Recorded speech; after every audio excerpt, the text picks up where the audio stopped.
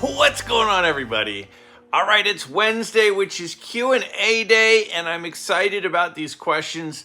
I'm also excited for a couple other things coming this week, later this week. First, remember on Tuesday, this coming Tuesday, is going to be MidLife Live number 6.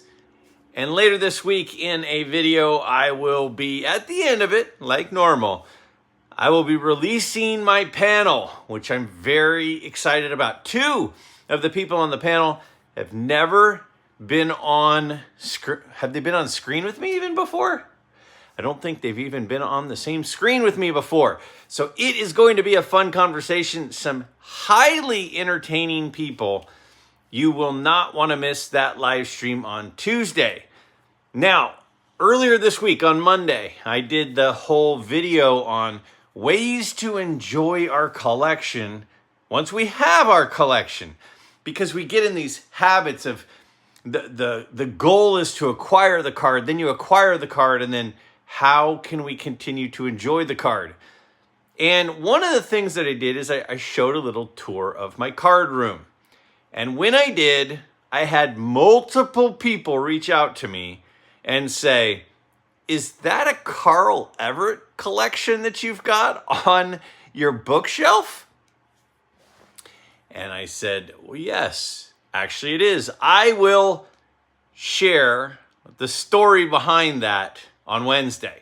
So, several people asked, why do you have some Carl Everett cards displayed on your bookshelf? Now, one of the things that is awesome about card collecting are the circles of people that we find ourselves. You know, you have different people that come across your life. Some of them your acquaintances, some of them your friends, some of them your close friends, and some form little circles of friendships within friendships.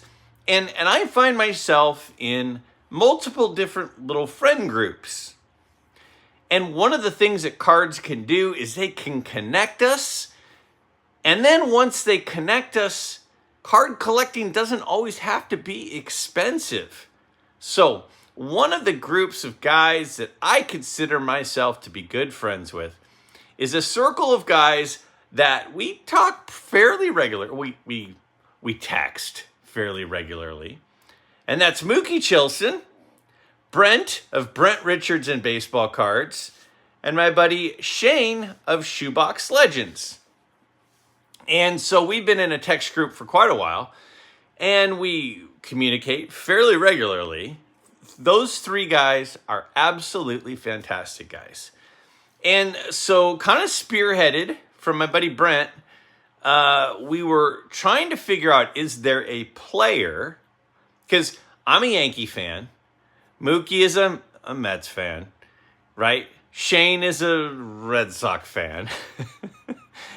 And Brent is an Astros fan. I mean, the collection of teams, come on.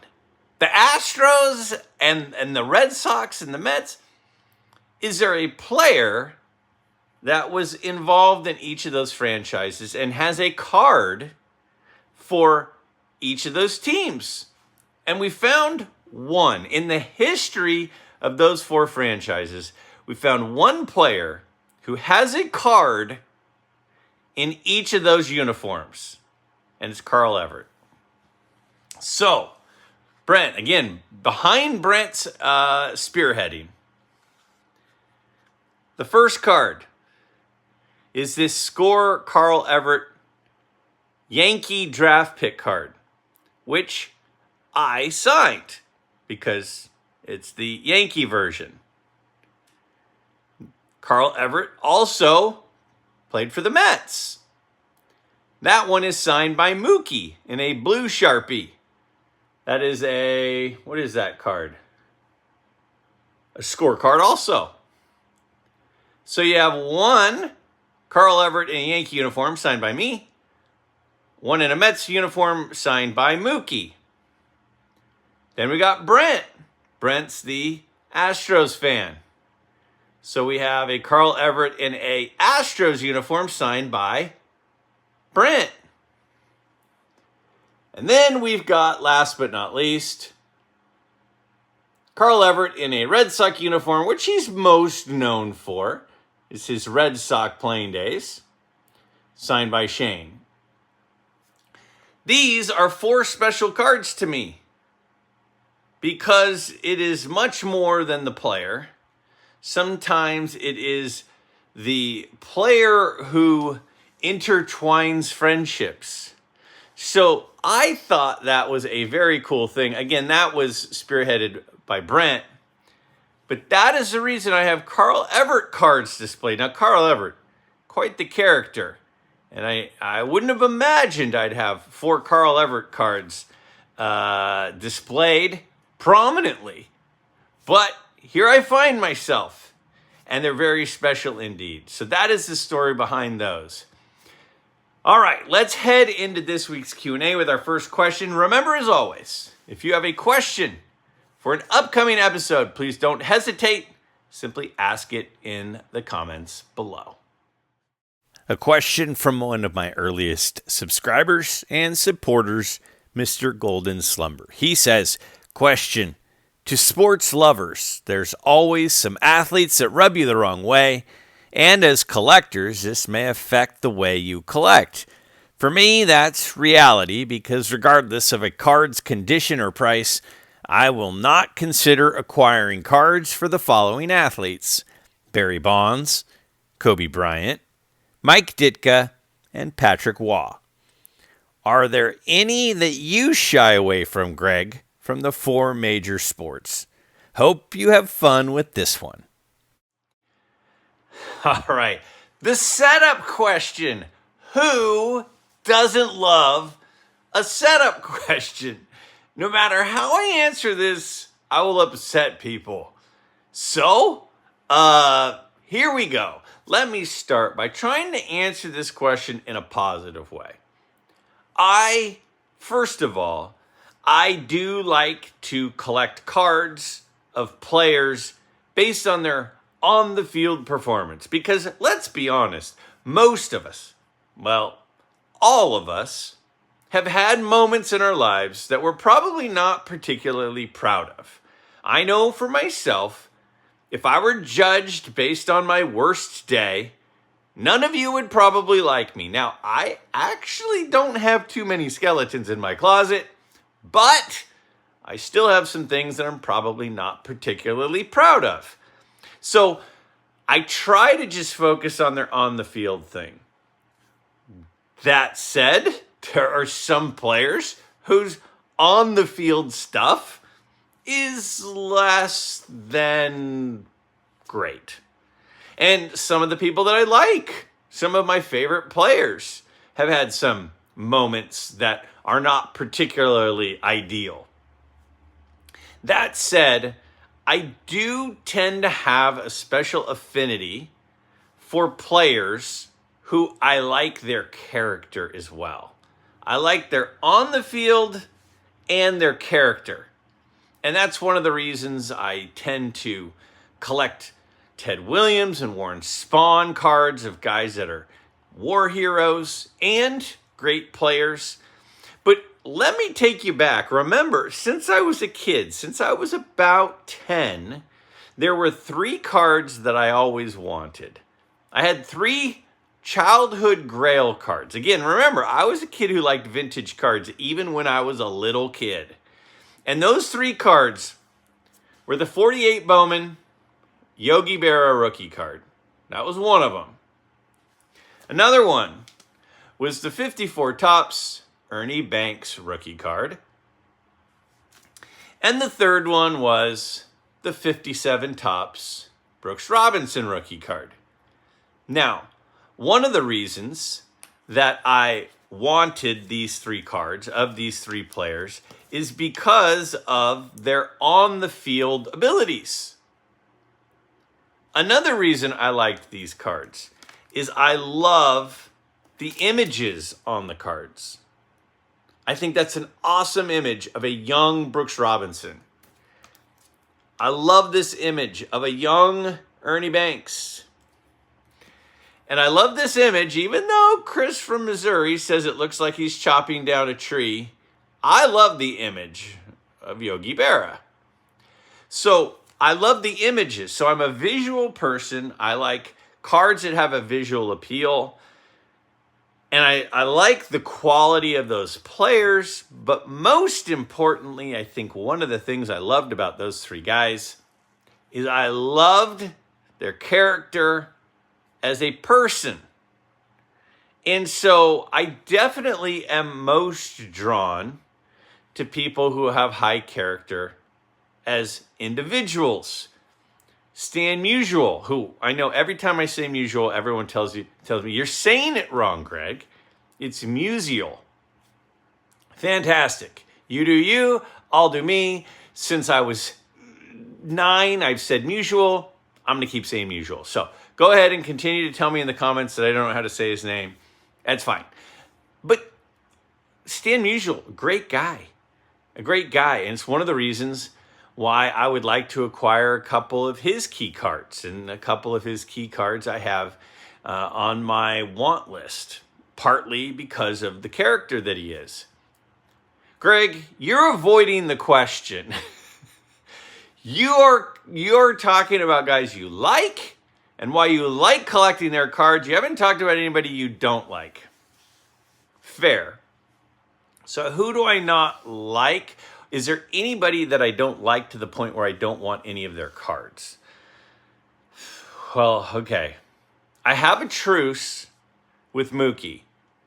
And the truce is that I won't say anything negative about Mike Piazza. I also really like Josh, rated rookie. He's a huge Piazza fan. So because I love Mookie and I love Josh, they both love Mike Piazza. And because I have a truce with Mookie about not saying anything negative about Mike Piazza, I'm not going to say that I won't collect Mike Piazza cards because I love those two guys, and I told Mookie I wouldn't talk badly about Mike Piazza. So I'm not going to include Mike Piazza as a player that I have no interest in collecting. I'm not going to talk about not wanting his cards because of the truce and because I care about those two guys. So I won't use Piazza. So far I don't have any. Now I also love Adam over at Splendid Sports, and he's dealing with he's been moving, he's got a lot going on, so he hasn't posted a video in a minute, but we still love him. He's a great guy. And he loves Pedro Martinez. Now, because I love Adam, I'm not going to talk about how I wouldn't want to collect really any Pedro Martinez cards, because that would, make Adam sad. So I'm not going to include Pedro Martinez as a player that I don't like because I care too much about Adam. So I'm not going to talk about Piazza. I'm not going to talk about Pedro. And I'm not going to talk about how I don't want any of those guys' cards. So those two guys I'm going to exclude from my list of people that I won't collect. So I guess what does that leave me with? I did have an O.J. Simpson rookie card at one point. And somebody came out and said, I can't believe you have cards of somebody who killed 2 people. And I actually felt convicted on that one. I was like, it's a good point. So I sold my O.J. Simpson rookie card. So at one point I had an O.J. Simpson rookie. I got rid of it because I don't want to collect O.J. Simpson. So I'm not going to say Piazza. I'm not going to say Pedro. I will say O.J. I don't want O.J. cards because of some of his stuff. But in all seriousness, I tend to be a negative person. I tend to look at the negatives of things. Believe it or not, it's true. I tend to be a glass is half empty guy.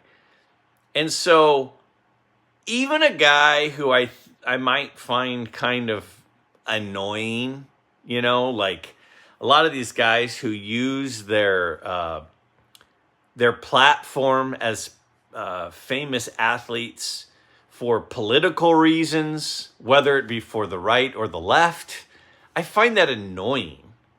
I don't want to.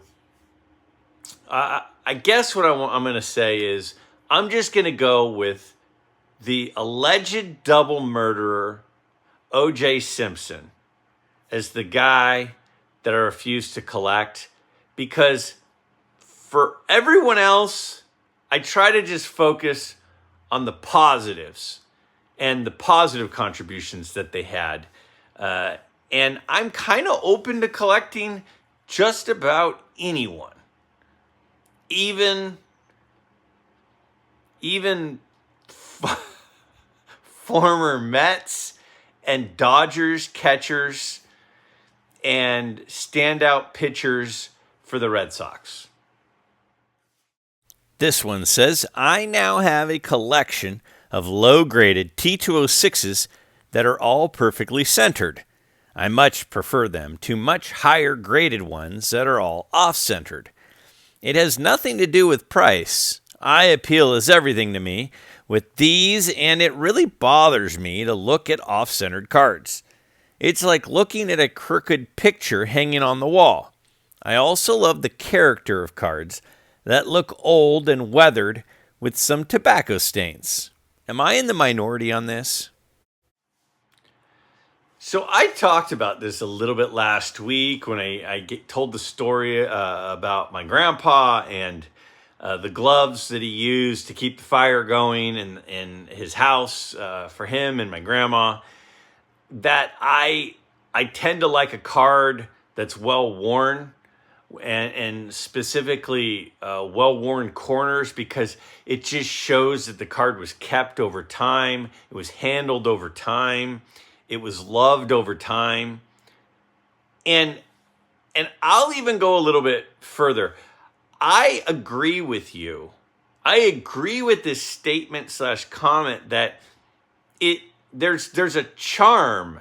There's a charm about a card that looks old. You know, we've probably all watched the show American Pickers, right? Or you at least have heard of it. It's the two guys who hit the road looking for rusty gold, right? And when they're looking for an old sign,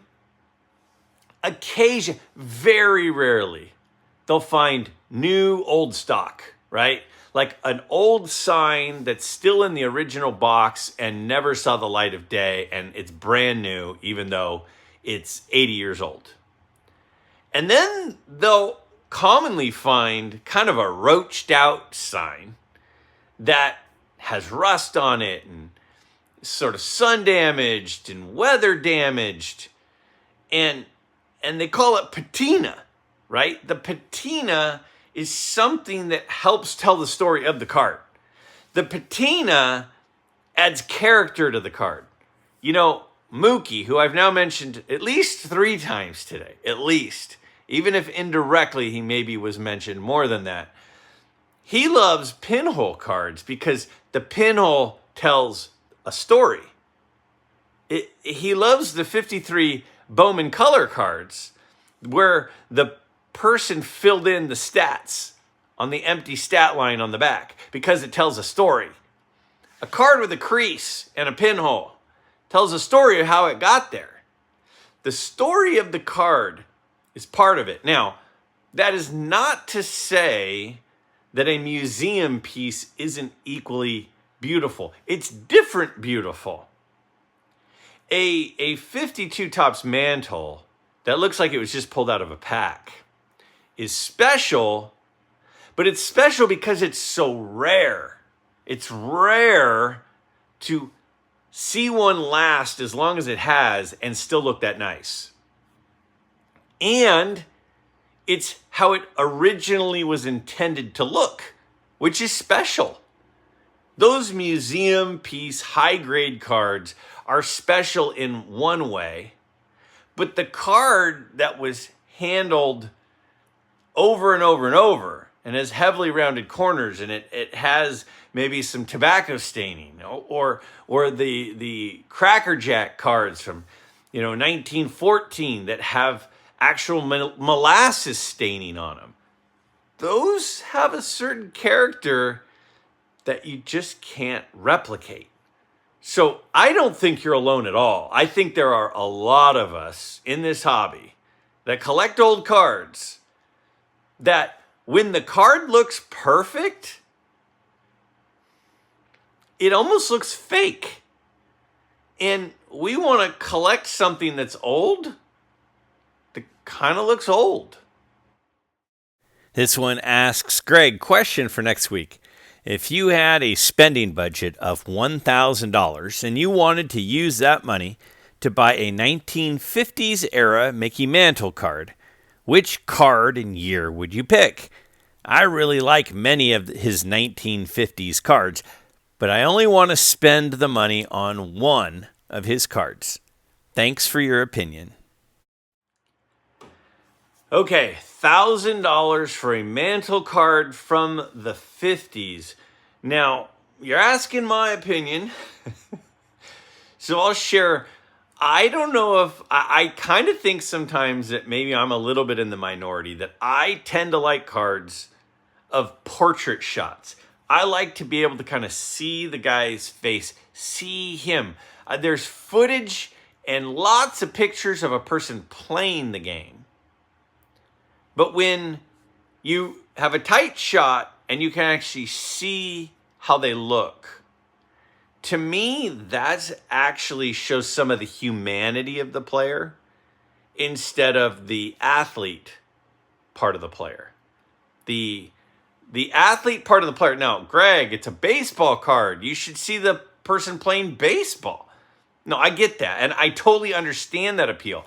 But for me, when I think of cards, like the cards I just showed, I like that shot of Ernie Banks. I want to see what Ernie Banks looks like. There are lots and lots and lots of pictures of him out there and video of him out there playing from a distance. But this card, I get to see what Ernie Banks looks like. I get to see what Brooks Robinson looks like or looked like, when he was young. So I tend to be drawn, personally, doesn't mean it's right or wrong. It's just like the T206 cards. There are the portrait shots and then there are the posed action shots, right? I like the portrait shots. I like seeing what the guy looks like.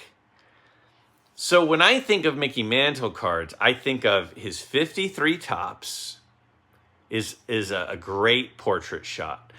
I think of the 56 tops. There's the action thing over to the side where he's jumping into the stands on a ball that's 10 rows up. There's also a nice tight shot of him. And then there's the 58 tops. Now for me, for what I like, from those dates, and I mean, I'm not even including the Red Heart, which has a great, fairly tight shot of him, the 52 tops, but the 52 tops and the Red Heart are probably unaffordable. You could maybe get the Red Heart in a low grade. You could maybe get the 53 tops in a low grade. The 56 tops and the 58 tops you could definitely get for $1,000. You wouldn't get a super nice one for $1,000, but you can definitely get one.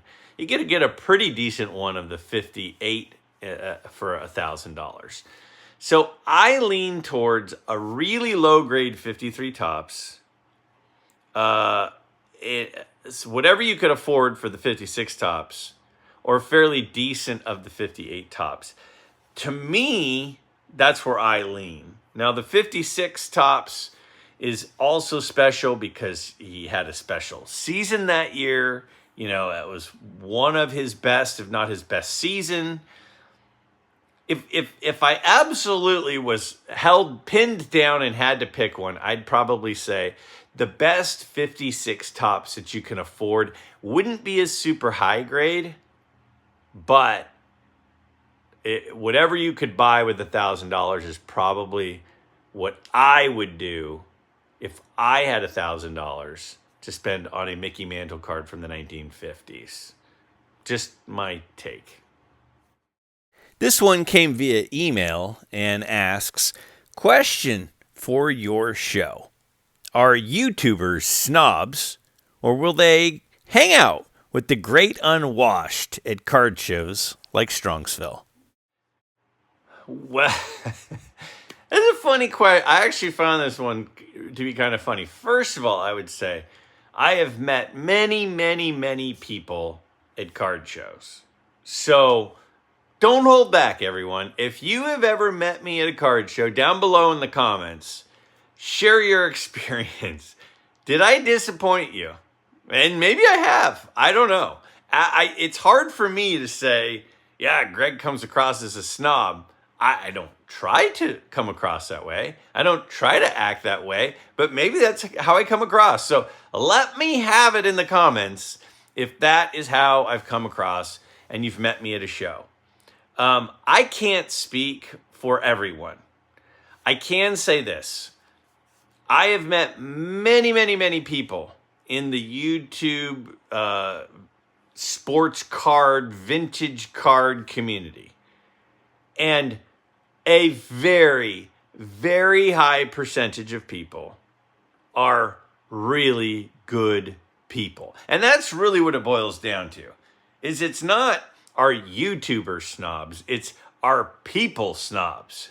Because the only difference between me and anybody watching this is I put my phone on 3 pillows and I video it. I video myself talking into it and then I post it for all of you. That's the only difference. Otherwise, there's no difference between me and the next person. Now, I will also say this. When I go to a card show, when I, fly to Strongsville, when I fly to the National, like, a big part of the reason that I make that trip is to attend the card show. I like meeting new people. I like having conversations. I like looking at people's pickups, but it's also to attend a card show. So I don't, I'm kind of, I know this, I've said this before and a lot of people don't believe me, kind of introverted. So I don't really fly to different places with the sole purpose of meeting people. I am going to these places for a card show and to visit with a lot of people that I'm friends with. And I like meeting people. And sometimes I meet people and they turn into my friends. Last year at the National, 11 months ago, 10 months ago, Tony, Southern Collector 14, comes up, introduces himself. We end up talking. See him again the next night. We end up talking. See him the next day. We end up talking. And not even a year later, I would consider Tony to be one of my closest friends. Not in the hobby, in life. So, absolutely, I feel like this hobby has allowed me an opportunity to meet with people, hang out with people, become friends with people. But there are also people that I met at shows where said hi, shook their hand, talked for a minute, and then I went about the show and they went about the show too. So I'm not sure if I'm answering the question or not. I will say this. I don't feel like when you go to a show like Strongsville, there's any sort of exclusivity. It's like if you're there and you're a card collector and you want to hang out with the group, it's open arms. There are a lot of people that went to Strongsville from a long ways away who sat around at tables, at the bar, at restaurants, at trade night, walking the floor with everyone there. And it wasn't like, oh, well, you don't make You don't make videos? Oh, well then, that table's for you guys. Like, everyone is welcome. Everyone is welcome. The YouTube get-together at the National. Everyone is invited. Everyone is welcome. I had many conversations with many people who it was my first conversation. There are many people that I had conversations with that I haven't talked to since. I don't know how I come across, but I know the YouTube guys that I've met, a very small percentage of them do I think would come across as not being anything other than fantastic. So anytime you say everyone, you can't say everyone about anything. But yes, I feel, and some of my friends that don't make videos, Carl from Australia. Carl flew from Australia to Strongsville. Carl, share below in the comments. Did you feel like people were snobs or welcoming? I think Carl felt welcome. I think Carl felt like he was as much a part of the group as anyone. There's not a hierarchy. There's not a totem pole. There's not a, these people are this tier and these people in this. I feel like everybody is very welcoming. We're all a part of the card community. Whether you make videos, whether you watch videos, whether you collect cards of baseball or football, it's just we're all one big group. And everyone is welcome. That's the impression that I've gotten. But again, tell me in the comments below. Don't hold back. If you came up to me at a show and I let you down, let me know. Because I will definitely want to rectify that in the future. And from my buddy Jay, who I met at Strongsville and has a great channel himself, says, great episode, Greg. Here's a future question. Who are we, yes, we, going to be talking about in our collections in 40 years? Will we be talking about Aaron Judge or Clayton Kershaw or Shohei Ohtani like we talk about Mickey Mantle or Sandy Koufax or Ted Williams? And is it talking about them in a hobby or sports sense? Appreciate your thoughts. This is a really interesting question. Jay's a great guy. Mentioned that before, mentioned it again. I'll continue to mention it whenever his name comes up. Really good guy. Really glad I got to meet him at Strongsville and hang out a little bit. And I'm sure we'll hang out more in the future. Who will we be talking about in 30, 40, 50 years? When you look backwards, because listen, none of us have crystal balls. And if I had a crystal ball, I have a feeling if I looked into it, it wouldn't have an image of the future. So all of this is a guess, and that's what you're asking. You're asking for my guess. So my best guess of the future is by looking back at the past and seeing what are the common factors of people we're talking about now that would give me some sort of insight as to who we'll talk about in the future. When we look back, we talk about guys like Babe Ruth, Lou Gehrig, Ty Cobb, Mickey Mantle, Hank Aaron, Willie Mays, Sandy Koufax. We talk about those types of guys. And I think if we look at history, now, Greg, you didn't say Jackie Robinson. Jackie Robinson.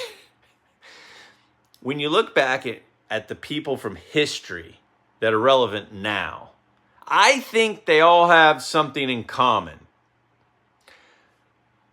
The thing that I think they have in common is they were unique. They were outliers. They set themselves apart from everyone else. Ty Cobb batted a ridiculous average year after year after year. He played with an intensity, game after game after game. The guy was clearly pretty tightly wound. Babe Ruth hit home runs at levels that nobody had ever even considered. Lou Gehrig's production and RBIs. But what else? These guys were like champions. They were guys that were winners. They were guys who led incredible teams. Incredible players leading incredible teams. Sandy Koufax, World Series, multiple times. Pitched well in the World Series. Came up big at big times. Mickey Mantle, same thing. Willie Mays, same thing. A lot of these guys are outliers. They're unique. There's something that sets them apart.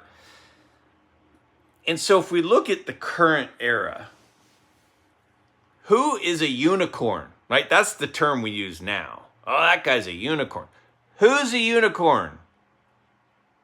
Well, Shohei is certainly a unicorn. We haven't seen somebody do what Shohei has done in a long time. I think Aaron Judge is a unicorn.